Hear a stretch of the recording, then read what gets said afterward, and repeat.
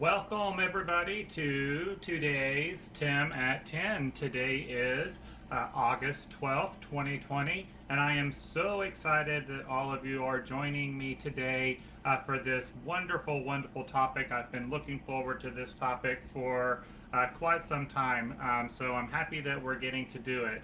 I hope everyone is having a wonderful back to school week. For those of you that are going back to school or getting ready to go back to school, and staying positive and staying optimistic, and supporting our children and supporting our families. We're doing a great job out there. So everyone, keep it up. We're going to go ahead and get started with today's presentation. So today we are going to talk about practicing gratitude in the classroom. And once again, I am so excited for this particular topic. It's something that I don't think we do enough, is practice gratitude, but most importantly, we don't practice this with our children enough. And so hopefully once you watch this webinar and participate in this event, we'll be able to get back into that classroom and be optimistic and teach the children what gratitude is all about. And then there's kind of a hidden agenda with this too, because we want our children to become optimistic, and they're going to take that energy home and they're going to practice gratitude with their families. So this is getting everybody involved in practicing gratitude and celebrating life. So before we get started on some things that you can do in the classroom to practice gratitude, I wanted to share some research with you about gratitude, because you might be asking, why are we having this webinar on practicing gratitude in the classroom? Shouldn't we be focusing on the academic skills and the cognitive skills and even social and emotional development, which gratitude does fall into the category of social and emotional development. But let me kind of tell you why this is so important. There is scientific research that proves that when you practice gratitude, number one, you're a better friend. Number two, you have more friends. All right. When you keep a positive attitude, and when you are positively contagious, and when you let your friends know how much you appreciate them, you let your friends know that when they are helpful, when they understand you, when they have nurtured you, they are more likely to continue to be your friend, and they are more likely to want to be around you. People want to be around optimistic people, all right? The brain is attracted to that positive energy, especially since 77% of our inner speech is negative. It's very, very easy for people to gravitate towards the negative things in life. So especially in times like right now, when there is so much uncertainty and so much anxiety and frustration, people need a big dose of positive energy. And your gratitude towards your friends is going to make you more likable. Definitely something that we can pass on to our children right there. The other thing is that there's scientific research that proves that people that practice gratitude, it improves their physical health. All right, you are more likely to take care of your physical body by eating right, by drinking your water, by getting your exercise, when you can appreciate the benefit that gives you. All right, and practicing that gratitude and having that optimistic outlook, it improves your physical health. Of course, it also improves your psychological health. All right, when you practice gratitude, it relieves stress. And we've talked about this in a lot of our workshops, that when you practice gratitude, you're too blessed to be stressed. All right. So there is a big psychological impact of practicing gratitude on a daily basis as well. With that being said, practicing gratitude increases empathy, because you have a better understanding of other people and what they are feeling and what they are going through, so you can be a better support to those individuals. And when you practice gratitude, it reduces aggression. All right. So again, think about that when we work with the children in our classroom. And right now, August 12th, 2020, we are in a pandemic. A lot of you are opening your schools for the first time since March. You're going to have a lot of children that have separation anxiety about returning to school. You're going to have a lot of children that's got some frustration and some fear. So are you going to see some aggression this school year that you probably haven't seen in the past? Absolutely you are, all right? That's pretty much a given, all right? Those of you that are classroom teachers, hopefully you have prepared for this. Those of you that are administrators, hopefully you have prepared resources for your teachers, because you're going to deal with some aggression that we haven't seen in the past, all right? But when we practice gratitude, that's going to help us with reducing that aggression. So that's pretty important right there. Obviously, again, by practicing gratitude, you enhance your self-esteem, so your self-worth and the way you feel about yourself, and it increases your mental strength, all right? Now, from the adult standpoint, before I get into what we can do here in the classroom, I wanted to share a wonderful, wonderful resource with you, and I'm going to post this on Facebook as soon as we're done with this Facebook Live event. But many of you are familiar with the Life is Good company. I'm actually wearing a Life is Good t-shirt right now as we speak.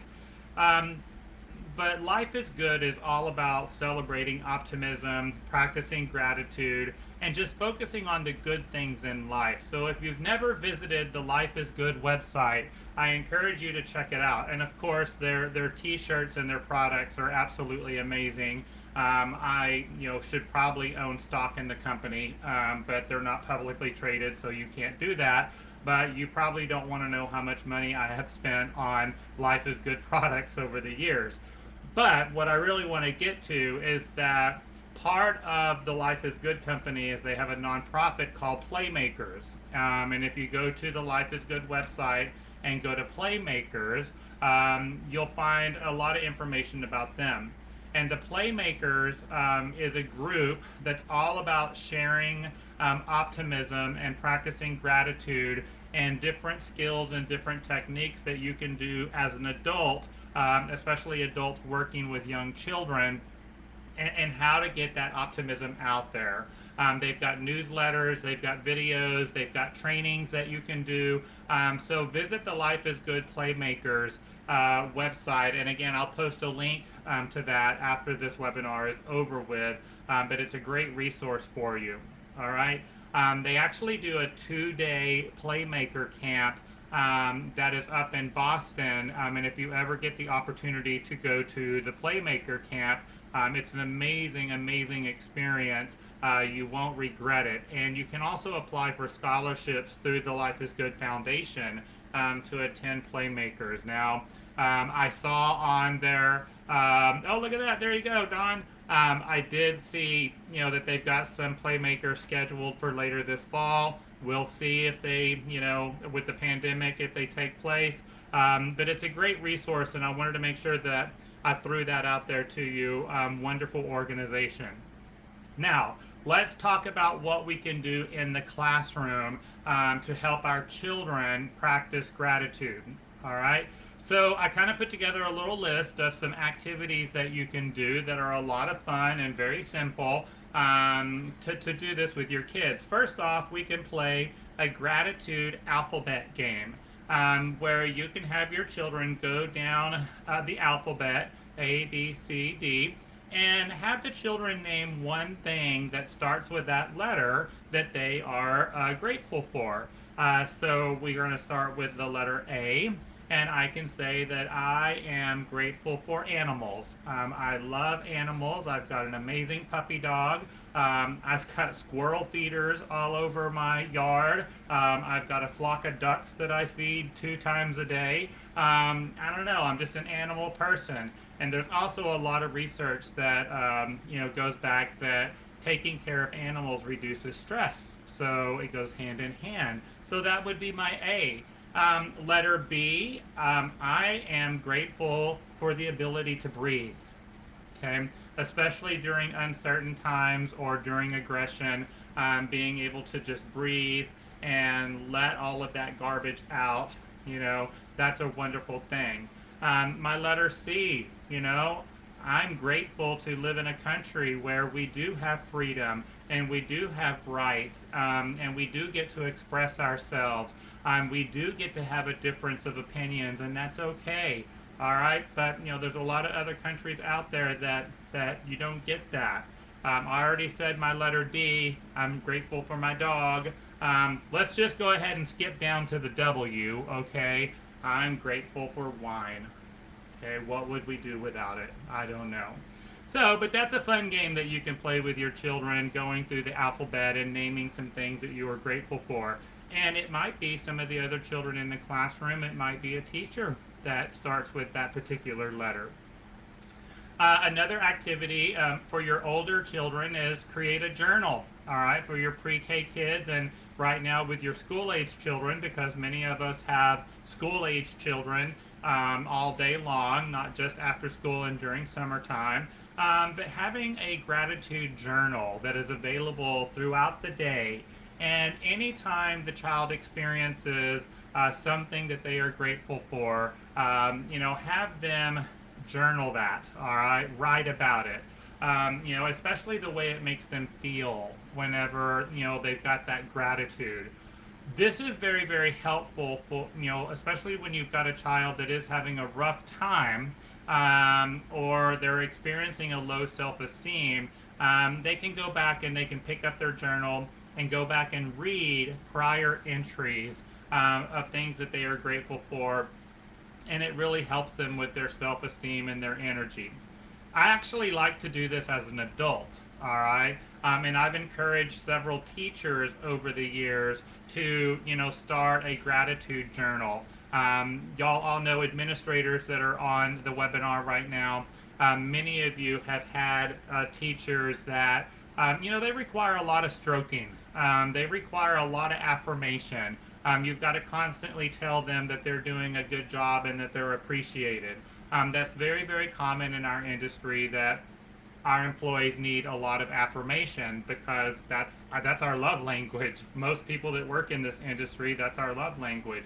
But I've encouraged teachers to start a gratitude journal when a parent gives them a compliment, when they have success in the classroom, when they receive a compliment from one of their peers.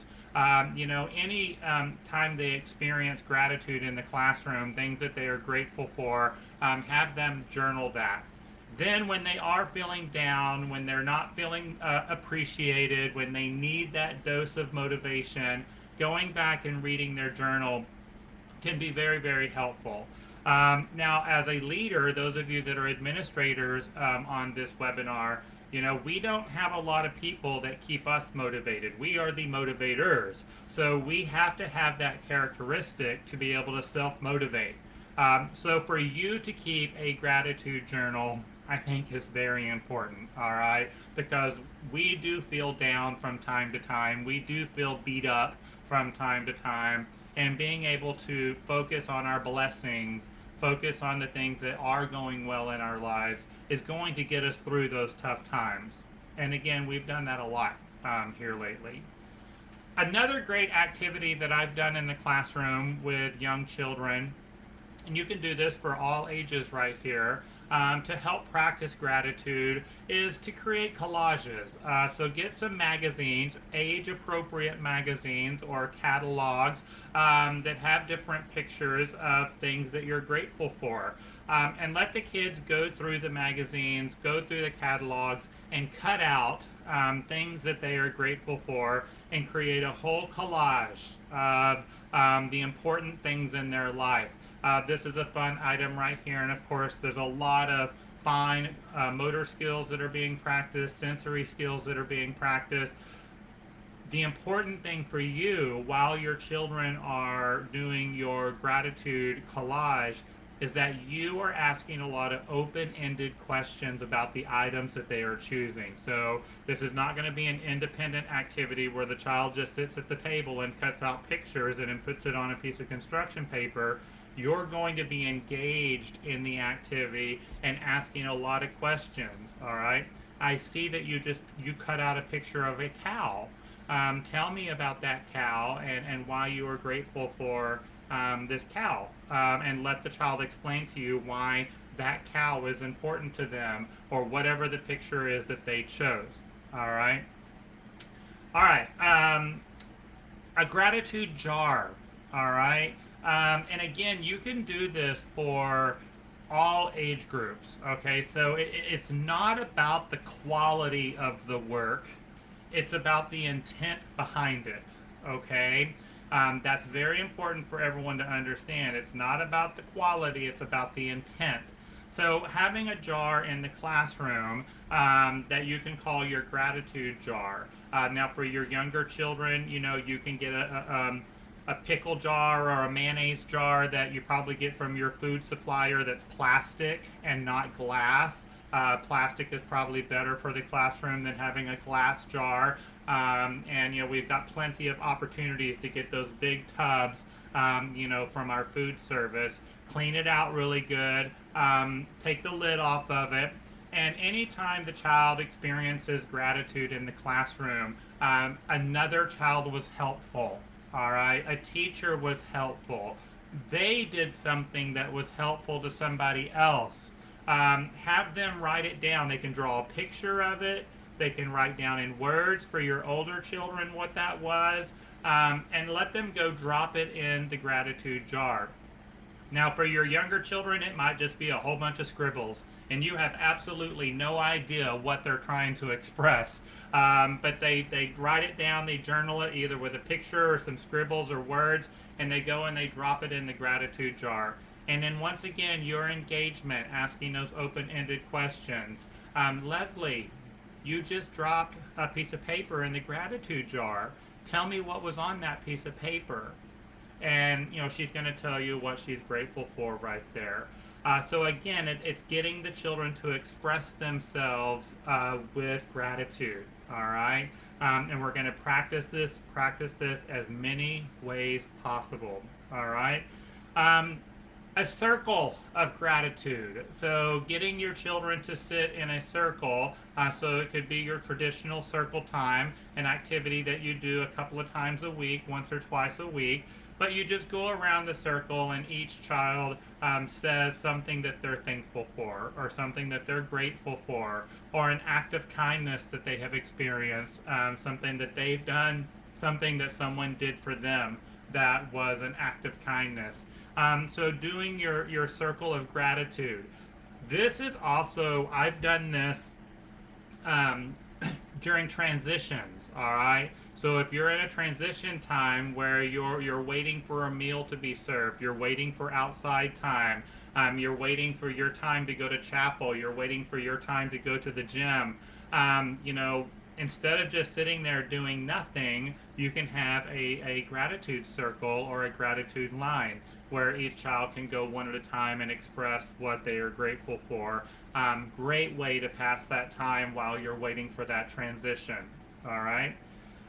A gratitude paper chain. We all love making those paper chains where you get the strips of construction paper and you make the loop and you make your chain. That's a timeless activity that we do in the classrooms, and they look really fun and festive when you hang them up. But again, having the child either write or draw something that they are grateful for, either in the classroom or in their home life, and creating a gratitude paper chain. All right. One of the conscious discipline structures that we practice in our classrooms is that we have a kindness tree in our classrooms, and anytime there is an act of kindness, the children will journal that, either write it down or draw a picture, and you go and you put it on your kindness tree. And we do this each day, okay? And then at the end of the day, part of your routine is that you count the number of acts of kindness that were demonstrated that day in the classroom. And for your younger children, it might be that the teacher jots down the act of kindness. That's okay too. And it could be a sticky note, it could be, you could do it all kinds of different ways. But this is our kindness tree, and throughout the day, we're going to document and post our acts of kindness and then count them at the end of the day. Hey class, today we had 7 different acts of kindness. 7. That is wonderful. That is so helpful. How many of you think that we can have more than 7 tomorrow? All right? And you're going to challenge the children to have more and more acts of kindness. And tomorrow, you go in with an empty tree and you start all over again. So we love doing that. And again, part of our practice of conscious discipline is that one of the classroom jobs might be the kindness recorder. All right? So it's one child that will write down on the sticky note or draw the picture on the sticky note of the act of kindness, and then they'll place it on the tree. So that's a wonderful, wonderful classroom job for one of your kids, especially if you do have that child that is struggling with a low self-esteem, struggling with aggression. Giving them the job of kindness recorder is going to be very, very helpful for them. All right. I encourage you to dedicate a bulletin board in your classroom to nothing but gratitude. Different pieces of art that you do, different art projects that you complete with the children, your collages that you did earlier with your magazines, and having one particular bulletin board that is dedicated to gratitude. All right? I want y'all to imagine, especially being a new parent walking into your classroom, and they're expecting to see the ABCs and 1, 2, 3s, and they're expecting to see all this academic stuff, but then they look over and they see a board that is dedicated to gratitude and things that we are thankful for, and then they also look over and they see a kindness tree, and you're recording acts of kindness. Imagine what that brand new parent walking into your classroom, what their impression of your school family and your school environment is going to be like. That's pretty awesome, all right? And it's going to encourage the family to do the same thing at home. All right, that's pretty cool right there. And all of these things that we're talking about today, we're encouraging the children to take these practices home with them as well. And the kids are going to encourage mom and dad, grandma, grandpa, guardian to also practice gratitude while they're at home. And when you've got a 4-year-old practicing gratitude and being the role model for the adults in the household, that's pretty powerful. That's pretty cool right there. So yeah, good stuff. I see a comment on Facebook Live that they do something called Caught You Doing Something Nice to acknowledge the kids whenever they're having that act of kindness right there. That's pretty cool right there. And you can call this whatever you want. All right, that's the great thing about it. Like I said earlier, it's not about the quality of the work, it's about the intent that's behind it. All right. Here's probably one of my favorite activities that I have done in the past with the classrooms that is very, very, very powerful. But getting your parents involved with children bringing in photographs of things that they are thankful for at home. All right, so not just in the classroom, but things that the children are grateful for at home. And nowadays we've all got cameras right here at our fingertips. We can print them off on the home computer printer if the parent has that, or you can just have them send the pictures to you in a digital format, through your school email address, and you can print these pictures off if that's helpful to the families. But we want to see not only what the children are grateful for in the classroom, but let's expand that to what are they grateful for at home. All right, and it might be a classroom pet. a pet at home, sorry. It might be a pet at home. It might be their sibling. It might be their grandparent. It might be their backyard that they get to go play in, or their bicycle that they get to ride whenever they get home from school. Whatever it may be, but have them bring in photographs, and you can post these photographs in a meaningful way in your classroom. Now, the thing about this one is that you're going to have to work strategically to make sure that you get a photograph from every family. All right, when you're starting to display your gratitude photos, you want to make sure that you're not leaving anyone out. All right, because then we could have the opposite impact of what we're going for right here. So if you run into a situation where you have a family that is just not sending in a photograph, have a conversation with that child about something that they are grateful for at home, and then see if you can go out and take a photograph of something similar. And you can do that for the child. But hopefully, because we've been going through all of these different activities where you practice gratitude in the classroom, you'll get some participation from your families. All right. Another reason why I was very excited to do this webinar today on this particular topic is, with us going back to school in the fall of 2020, with the pandemic that is going on, and even with the emergency orders that we are still following, and a lot of our families, do not have access to our classrooms. The children are being dropped off at the front door and picked up at the front door. I've been talking a lot in a lot of my webinars about making sure that you have a lot of things going on that are keeping your teachers connected to your families. That teacher-parent connection is critical. And over the last 5 months, it's been a challenge to be able to keep the parents and the teachers connected because of the way we're dropping off and picking up.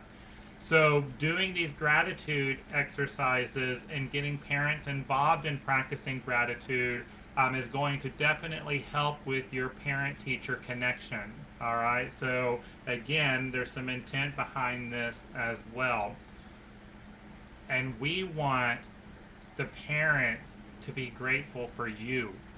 And we want the parents to, be grateful for the connection that the teacher has with their child, and all of the experiences that you are creating in your classroom. So, the more we practice gratitude, the more the parents are going to appreciate you in your school. All right? So that's pretty important right there. But I love the, bringing the pictures in from home and celebrating what they're thankful for at home, as well as what they're thankful for in the classroom. There's also another little, hidden agenda item right here, is because, during these difficult times, and even prior to the pandemic, we have a lot of adults that work in early education that are fantastic and wonderful with the children, but they struggle with their own self-confidence. They struggle with their own self-worth. They have a hard time believing in themselves, all right? And that's very, very common in this industry. Now, the great thing about this is that what we offer to others, we strengthen within ourselves. Okay, so everything that adult is doing in the classroom with the children is helping them as an adult. When you've got teachers that have a low self-esteem, that require a lot of affirmation, that require a lot of attention from you, all right, encouraging them to practice gratitude in the classroom is definitely going to help them with their self-worth, all right? So this is some good stuff right here. And even as leaders, those of you that are administrators that are watching this webinar, again, we get beat down quite often. And sometimes we wonder, why in the world are we doing this, and how long can I continue to do this? Practicing that gratitude in your program and encouraging your teachers to practice gratitude in the classroom, it's going to be helpful for you too. There are plenty of books. I did not start making a list because I could have made a list a mile long, but there are plenty of books out there that your classroom teachers can read to the children about gratitude and things that you are thankful for. Just wanted to throw that out there, because books are very powerful. We want to read to the children, 5 to 8 times a day is what the American Pediatric Association recommends.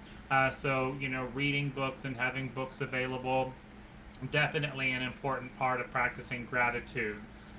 However, I encourage you to make your own books, all right? With all of the stuff that we have talked about so far in this webinar, your collages, your pictures from home, pictures in the classroom of things that the children are grateful for, your acts of kindness, all right? The jobs that children do that benefit the other children, all right? You can journal this with photographs, all right? Get some cardstock, make a book, laminate it. You can even bind it up if you've got a binding machine. If not, use some of the little clips, and create your own classroom gratitude book, all right? Using the actual children that are in your classroom right now, all right? This one is fantastic, all right? You can create a whole book just on acts of kindness, all right? These are different ways that we, have acts of kindness in this classroom, and photograph children being kind to one another, photograph children being helpful to one another, all right? Things that they can do that will benefit each other, and put it in a book. Now, I've talked about this for years right here, that whatever the topic may be, I prefer homemade books over any store-bought books, all right? And books are expensive. I mean, we spend a ton of money on books for our classroom, but I'll tell you, the homemade, teacher-made classroom books are always the best ones, and the ones that the children and the teachers appreciate the most, all right?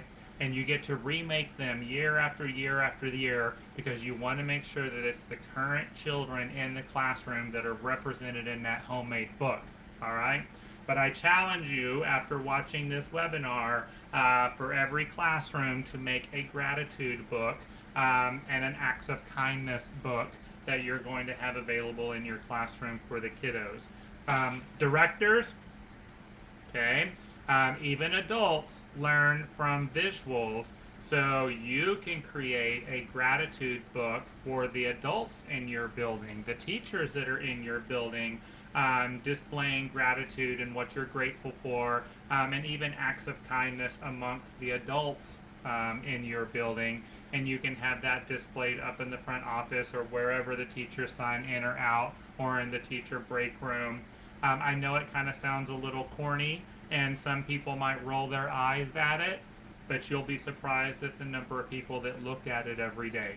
All right, pretty cool stuff. The last activity that I was going to share with you on, practicing gratitude in the classroom is that I encourage all of you to have a gratitude party. All right. Now, we love to celebrate, and we celebrate accomplishments all the time. Hey, we went an entire week without biting. Celebrate. All right. We went an entire week without an employee calling in sick. Celebrate. All right. So we celebrate everything out there. Have yourself a good old gratitude party. Where you're going to celebrate what you're grateful for. You're going to celebrate the acts of kindness that have been displayed in the classroom. And we're just going to make it into a big old party with your kids. All right? Children love to party just like adults love to party.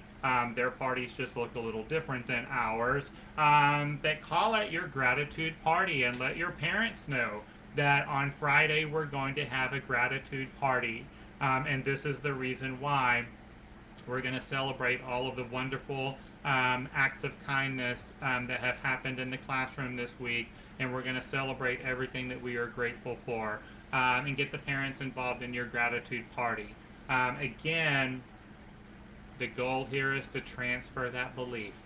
Okay, transfer that belief so that when you're practicing gratitude in the classroom, we're encouraging that practicing gratitude at home, which is also going to lead to practicing gratitude throughout the entire community.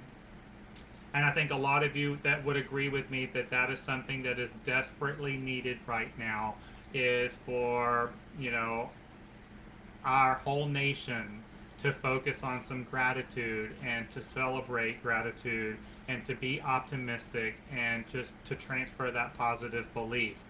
But we get to start it right here in our classrooms.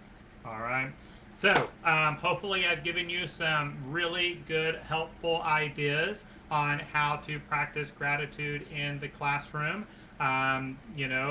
Jump in there. Don't wait to do this. Let's start it this afternoon. All right. Let's start it tomorrow as soon as you possibly can. There's hundreds and hundreds of other ways that you can practice gratitude in the classroom. I just made a short little list of some of my favorites right here. Don't forget to check out the Life is Good Playmakers. It is a wonderful website. They've got a lot of good resources. Sign up for their newsletter. You get a weekly email from the Playmakers that have really good stuff in there. They've been including some little videos and things that you can do with kids at home or in your classroom. So it's a great resource for you right there. So I hope all of you have a wonderful rest of your day, and stay positive and hang in there, and you've got this. All right, I'll talk to everyone soon. Bye.